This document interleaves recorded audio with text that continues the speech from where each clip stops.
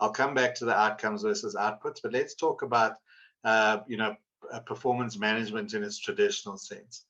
In Agile, if we're doing a daily so first of all, we've got our work set out for the quarter. We then do that in 2-week sprints. We put that up in Kanban boards that says this is our backlog, this is our work in progress, this is our work that we've delivered and completed. We stand up every single day in our daily stand-ups and review where we're at. It's visual, so everybody can see it. Every 2 weeks, we do a demo, either directly to the customer or to the product owner, product manager, who's the representative of the customer. And then every quarter, we do a review of the quarter and we plan for the next. So literally every day, we are seeing where we are in terms of performance.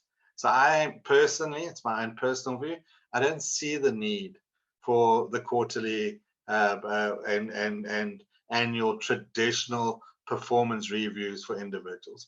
What I do see, though, is 360-degree reviews within teams and across teams, because we still do need to, analyze how an individual is developing and performing within this team structure and where the developmental opportunities are. So I would rather be doing 360-degree reviews at that stage rather than individual performance reviews. Now, that obviously is also now directly related to reward.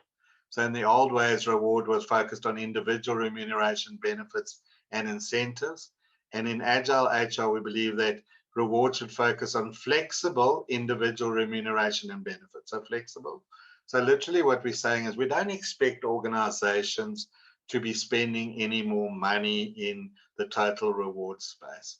But if, for example, particularly flexible benefits, now, if you say in your organization you allow for paternity leave and maternity leave, what about those people that don't have children? Now, recently, and the reason I bring this up is it's very close to home for me. My wife and I don't have children, but we do have dogs, and our dogs are our fur, what we call our fur kids. Now, in America, they did a survey about 2 years ago and say, what would be the best benefit you think should be introduced by your companies? And number one on that list of new types of benefits was what they called paternity leave, which was enabling people to look after their dogs if they were sick and whatever. You don't want to go beyond, and you don't want to get ridiculous with this, but if you want to attract and retain and engage the best talent, you need to be a lot more flexible in that individual package that you give them on a monthly basis.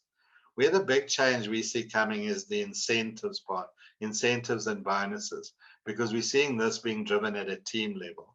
So if a team is doing well and a team has achieved and overachieved on the targets and the outcomes, we then see that the team gets a reward, and the team should be, if it's a self-regulating team, the team should decide on how that bonus or incentive is actually divided up amongst them. Now, caveat on that, this requires a level of maturity that'll happen over time. Okay, so give you an example of this. There's a chap called Mark Cohn from Mountain Goat Software in the USA. He had a team that did exceptionally well, and he gave them a bonus of $72,000. Now, there was 12 people in the team. He gave the bonus over to them and said, okay, here's the bonus. You guys decide what to do with it.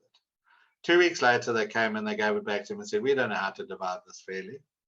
So if you do just, say, let's do it at a team level, let them decide, there's going to be a heck of a lot of support from HR in terms of maturing them into that way of thinking and really, pushing it in that respect. So it's not something that'll happen overnight.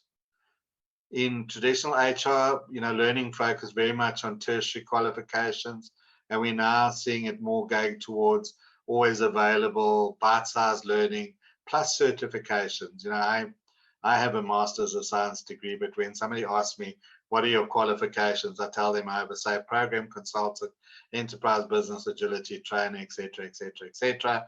I don't tell them about my master's of science degree. In best practice, our HR is focused on best practice, and what we were seeing here is that you often were hearing HR teams say, what are other companies doing? What's the best practice there? And how do we benchmark ourselves against other companies? Every single company is extremely unique. Where you're situated, what your internal processes are, what technology you're using, the culture of the team members. It's all different. So it's not about best practice. What you should be looking at is how do we focus on business value creation?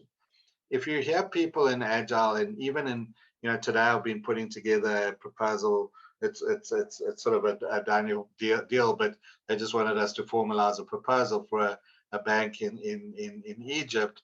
And it's the same thing, always coming through. How do we get this value coming through? How do we deliver value quicker than anything? And I think HR needs to focus on that. And they also need to look at an optimum balance between people and machines. There is no doubt that automation is here and it's here to stay. It brings in massive benefits to the organization. Yes, it does replace jobs. But I think one of the things we need to think, and I'm going to link this now into strategic workforce planning again, is that it creates other jobs. It creates jobs like robotics engineers, AI engineers, your data scientists have been there for a while.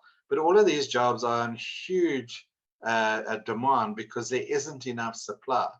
So I think the World Economic Forum and McKinsey did a report in about 2018, 2019 called the Jobs Report 2020.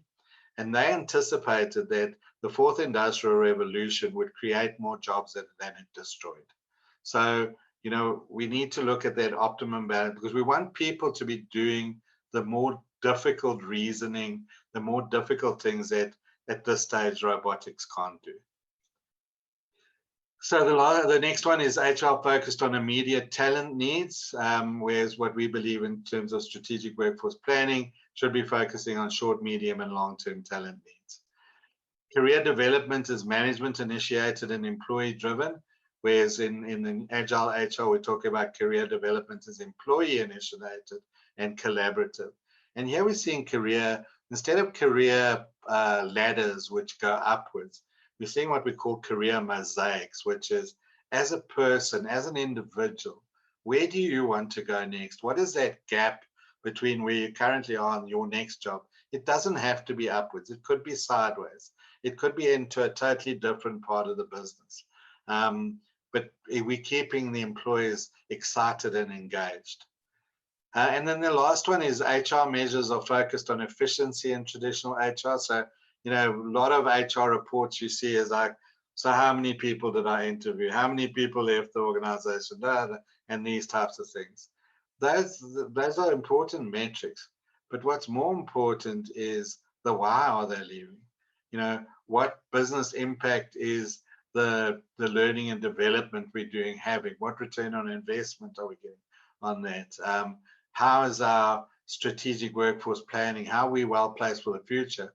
What is our leadership pipeline looking like? Those types of things. So what is that business impact?